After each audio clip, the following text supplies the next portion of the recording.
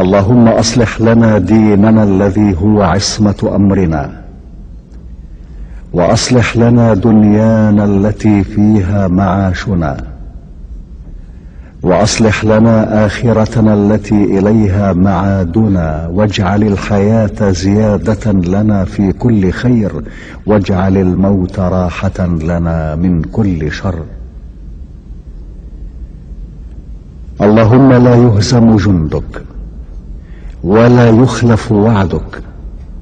سبحانك اللهم وبحمدك، لا إله إلا أنت إلهنا وإله كل شيء.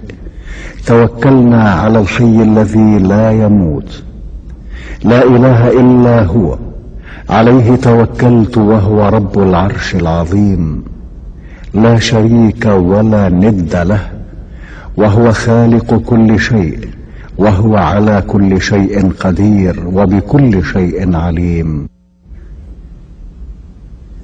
اللهم إنا نسألك بأسمائك الحسنى كلها،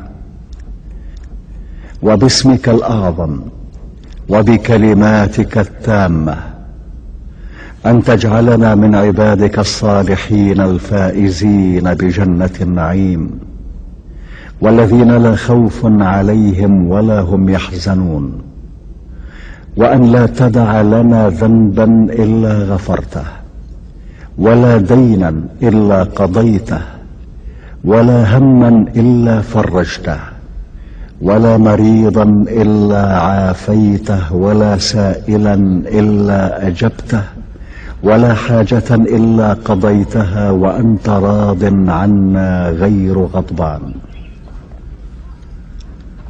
اللهم إنا نتضرع إليك وندعوك وأنت القائل ادعوني أستجب لكم.